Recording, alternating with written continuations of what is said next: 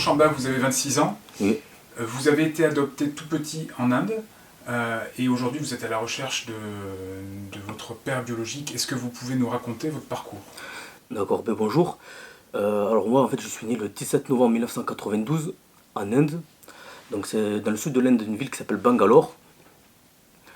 Et j'ai été adopté le 11 mai 1994 en France. Donc vers une famille adoptive française. Et donc voilà, donc j'ai grandi ici, dans la région du Gard. Vous avez su assez rapidement que vous étiez adopté? Oui, ben, à peu près, j'avais dû voir 5 ans, 6 ans. 5-6 ans par là à peu près. Et au début, vu qu'ils sont français d'origine, ben moi, ils ne pouvaient pas me le cacher. Et même c'est des personnes assez honnêtes, très honnêtes, ils sont gentils. Ils sont bien occupés de moi pendant mon enfance. Donc tout s'est fait naturellement, ils me l'ont dit. Mais moi, quand j'étais petit, j'avais cette naïveté de penser que ça serait facile de retrouver ma famille biologique. Mais à partir de quand vous avez commencé à faire des recherches? Alors que j'ai vraiment commencé activement, c'était surtout en 2015, un petit peu vers l'adolescence, un petit peu avant, j'avais demandé un petit peu à la mairie, un petit peu, parce que moi je suis passé par une association pour me faire adopter, donc j'avais demandé des renseignements. Les seuls éléments qu'on m'avait donnés à cette époque-là, c'était que j'étais né, comme je vous ai dit, le 17 novembre 1992 en Inde. On m'avait dit que ma mère serait décédée, on m'a pas donné de raison, que mon père il avait essayé de m'élever avec ma tante, et qu'après il m'avait placé en orphelinat avant que je sois adopté.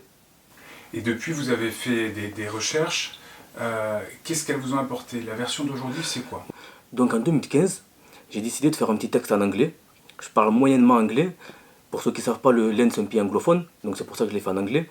Et avec Facebook, j'ai ajouté tout ce qui est page, groupe sur Facebook qui s'appelle Bangalore, le nom de ma ville natale.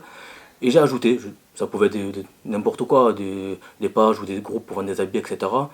Moi je m'en foutais du moment que c'était de Bangalore, qu'il y avait des gens qui étaient là-bas. J'ai ajouté tout ça, tous ces groupes. Et ça a marché, vous avez des réponses? Voilà, en fait, j'ai partagé ça de partout. J'ai eu beaucoup de réponses positives, des encouragements, quelques réponses un petit peu négatives. Voilà, c'est Internet, c'est le fait d'Internet. Ce qui m'a apporté avec le temps une personne qui travaille dans un grand journal médiatique à Bangalore, Bangalore Mirror. Et dans ce journal-là, ils ont fait passer mon histoire en première page de couverture sur Internet. Ce qui fait que par la suite, pendant 2 ans, activement, j'ai continué à faire copier-coller.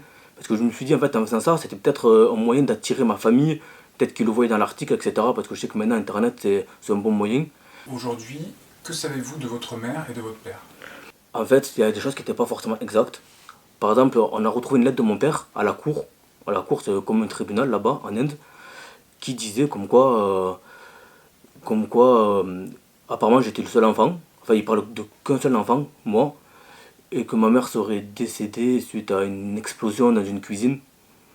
Et que c'est à cause de ça qu'il a essayé de m'élever. Et apparemment, quand il a voulu me mettre en orphelinat, il pensait que c'était le temps que lui ça s'arrange professionnellement. Ils lui ont dit soit tu reprends ton enfant, tu pars, sinon nous on le garde, on le fait adopter à l'international. Il n'a pas voulu me mettre à la rue, il a fait quelque chose de bien, il a voulu me laisser là. Mais là ça me motive quand même à le rechercher parce qu'à ce moment même, son cœur il est en train de battre sur terre. Et, lui et moi on se connaît pas. J'ai grandi en essayant d'imaginer son regard, son visage, plein de choses, je sais même pas à quoi il ressemble, comment il s'appelle, s'il pense à moi le jour de mon anniversaire, je sais rien. Donc, et si j'ai d'autres frères et sœurs, pour moi c'est important.